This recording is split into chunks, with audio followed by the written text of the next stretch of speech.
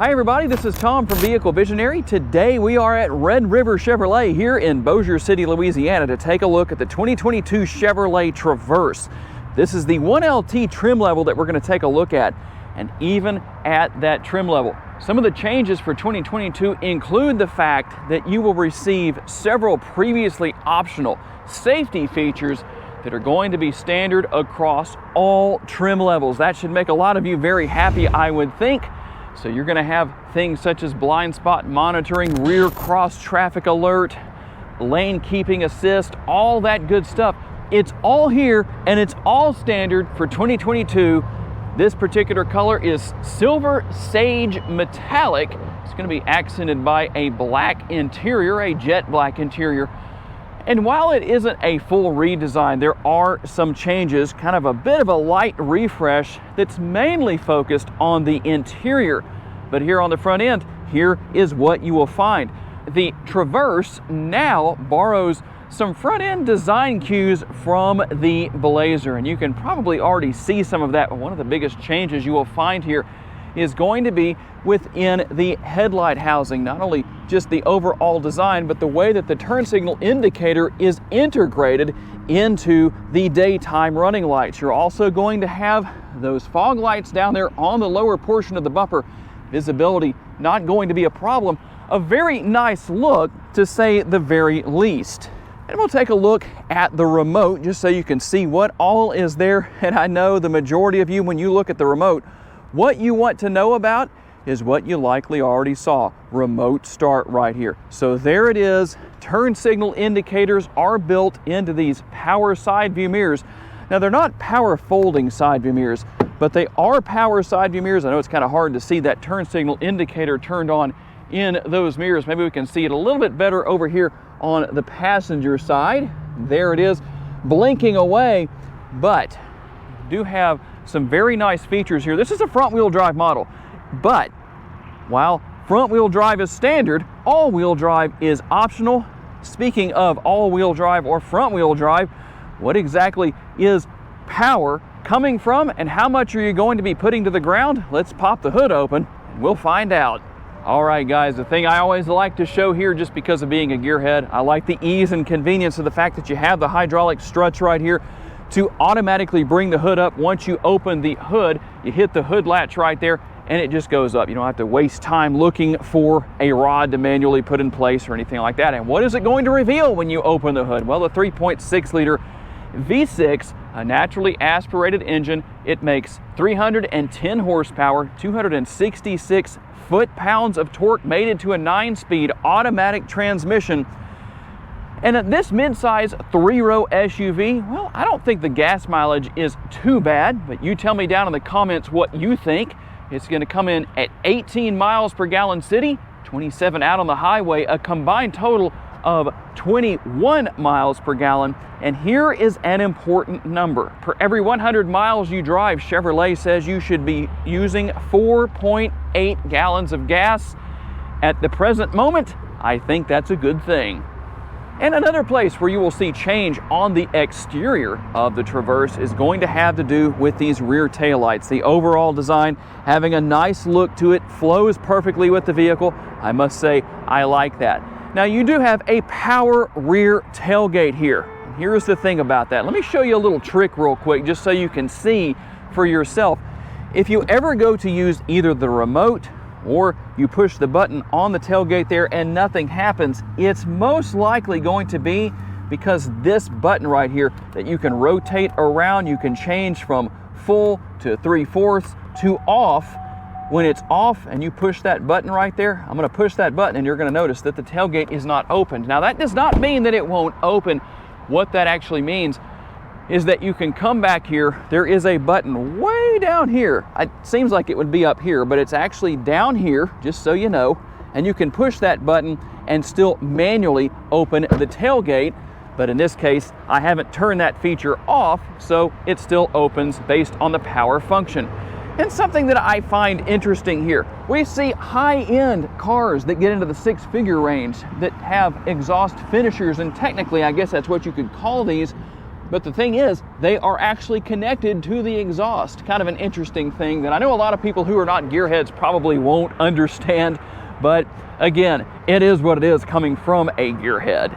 Cargo capacity numbers come in between 23 cubic feet all the way to a maximized 98.2 cubic feet, and this will take care of that. Let's see if I can do this one-handed. I don't know if I can. We're gonna try. There we go.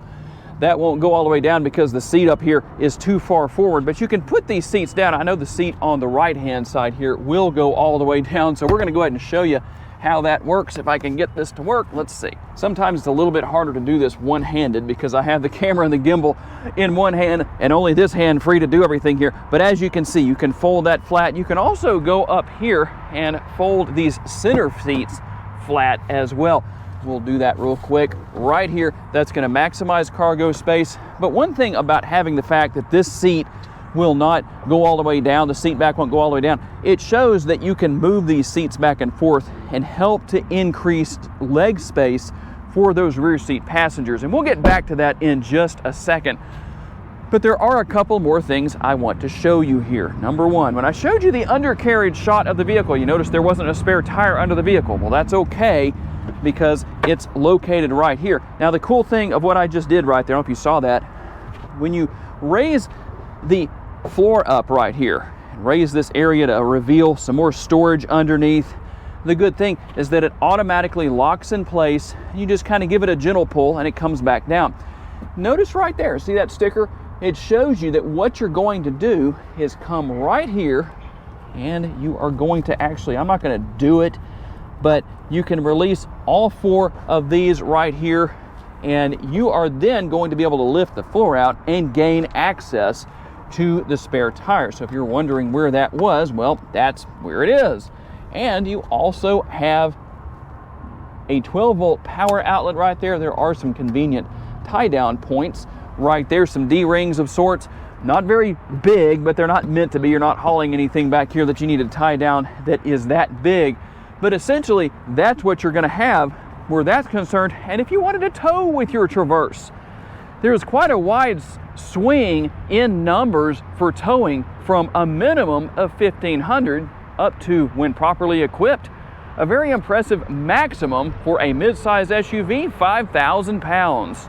One more thing before we hop into the interior. One of my favorite features has to do with the button right here. It's on the rear doors. It's also on the front. That's called passive entry. And while you can unlock, obviously, all four doors from the front, you can also unlock and or lock everything here from the rear. So that's always good, especially if you've got child safety seats sitting in here, and a lot of parents are going to come there first.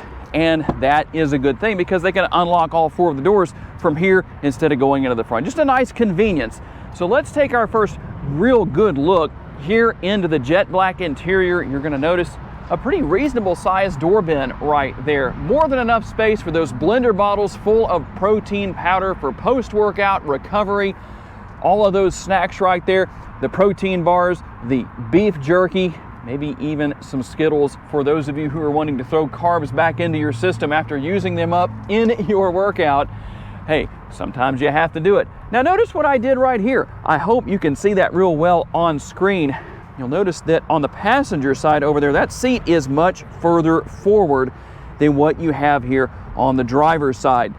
So that's a good thing, because what that does is it shows you the ability to have more leg room within the rear seat area. And I'm just going to kind of cheat here and hop into the rear seat area via the pass-through. So let's see how we do. Now I'm 5'10", and I realize somebody really short would probably have to be sitting in front of me in this seat, but I have some room to kind of stretch my legs out. I'd probably have to put my leg kind of like that, depending on which side I was on. But there is a little more room back here than you might see in some 3-row midsize SUVs. And then you obviously have more connectivity option. You got the USB port right there, a couple of spots for more snacks, maybe one of those square bottles that you might have the fruit juice in or whatever you like right there. And obviously you could put a round bottle right there. You can put a round peg in a square hole, or maybe a round bottle in a square hole. Some will fit right there. It may not fit perfectly, but it will fit, just in case you know. So much for that old adage, right? And we'll take a look right here at the fold-down armrests that you have available for both seats, and then a good look. Obviously a lot more legroom here for middle row seat passengers, but those seats are easily adjustable. You just manually use the release under the seats to move them back and forth. And then we'll take a quick look here at the controls for air conditioning. As you can see there on the rear of the console, also some connectivity down there. But the main area of attraction, where we're probably going to see the most obvious changes, right there in the front seat. Let's take a look. All right, when you take the family to the gym, if somebody's saying, I don't like the fact that I can't put enough snacks or maybe hide enough snacks for after the workout in those rear door bins, they're too small, you better call Shotgun, because that's where you're going to find the largest of the door bins. And then you've got the armrest right here, a little bit of contrast stitching even, as you can see in this jet black interior. Now you have cloth interior with the seats, a manually adjustable, isn't that funny to say that? The manually adjustable, it's not that hard to adjust. You don't have to be manly to adjust this manually adjustable seat. But just so you know what's there, the driver's seat, of course, is power, so that makes it a little bit easier and less manly to adjust. And then we'll take a quick look into the glove box right here. That's actually pretty deep, a good sized glove box, and a look at the overall design here of the dashboard. Very nice look, and you already see right there, you see some changes on that screen, a little bit of a different design for 2022, and the multitasking lid for the armrest right here, or really the console. Not just the armrest, but it's the lid for the console, but you also have the armrest right here. And then we'll open that up and take a look at what's inside. The tray here is removable, but that is there to increase storage capabilities if you need it. And honestly, that has to be one of the biggest lights I've ever seen within the interior of a console in any vehicle. That's a win. And if you were looking somewhat quickly, even though I focused on the button right down there for controlling that power lift gate in the rear, you already got a look at the driver's side door. Really not much different than what we saw on the passenger side, but obviously you're going to have controls for headlights. You can drop this lever right here. I'll see if I can do that to adjust this tilt and telescopically adjustable steering wheel. Take a look at the instrument cluster graphics. Not quite as dramatic as what we see in the new Silverados with the changes for 2022, but let me go ahead and turn all of that off because we don't want to get hit with a copyright claim from YouTube. Well, you aren't helping me. There we go. There we go. Okay. And just a quick look there at the dashboard. You've got your steering wheel mounted controls. You can see that you have adaptive cruise control, another one of those great safety features. And then voice commands, you can go through all sorts of different information on the dashboard right there if you want to via these controls. And on the rear of the steering wheel, might be kind of hard for me to show you from this angle, but you do have the controls on both sides for controlling the functionality of the radio. Apple CarPlay, Android Auto, you're going to have everything you've likely come to expect here if you're familiar with the Chevrolet brand of vehicles. Very easy to use here. A little bit of a different design here with the bezel around. You've got the gloss black. If you like that, that's a good thing. You're going to be happy with the way this looks, and not really that hard to keep clean. In fact, it seems to be somewhat resistant to fingerprints, which is always a good thing. A very simple system to learn and use, especially if you've never had anything like this before. That's something I always like to say about these Chevrolet vehicles. And we'll go into reverse and take a look at the rear view camera. Probably not the best view because we have the sun kind of shining directly into that, but just to give you a look at that, you can turn the trajectory lines on or off depending on what you want to do. They're a little hard to see, but they are there. There are the trajectory lines that you can turn on or off depending on what you want to do. If we were in a darker atmosphere, that would be very simple to use. Push button start right here for the ignition. You can start and stop the engine right there. Controls for the radio, and if you're on a screen and say, I don't know how to get back to where I was, you can just push this button right here. It takes you home. Here is your dual zone climate control. Really, we have tri-zone because we also have the controls in the rear. And since I'm a little unprepared here, let me see if I can do this quickly enough. Let's see. Okay, since I'm a little unprepared, let me see if I can get this to work. There we go. There is my phone down in the charging pad right there, your wireless charging. As you can see, that came on. And your shifter right here. For those of you who are not fans of push button shifters, good news for you. Cup holders right there, And as we wind down our tour of the interior, here's the control for your mode selector. You can turn your auto stop start feature for the engine off right there. And obviously you have a couple of other features here, including your power parking brake. And because of the way the current market is, this vehicle came in and was already spoken for, already sold. So unfortunately that means we're not gonna be able to do a test drive, but I can tell you nothing has changed with the way these Traverses drive. So that means you're still gonna have a good ride quality. Acceleration is good. 310 horsepower is not shy. It will get this mid-size SUV down the road with absolutely no problems. So I gotta say a special thanks to my friends here, especially Diane, the Corvette lady here at Red River Chevrolet, who gave me the remote for this model because she sold it. So way to go, Diane. And I appreciate each and every one of you for giving me the opportunity to give you a vision for your next vehicle. If you enjoyed this video, make sure to check out another of the videos that's on the screen right now, and I will see you there.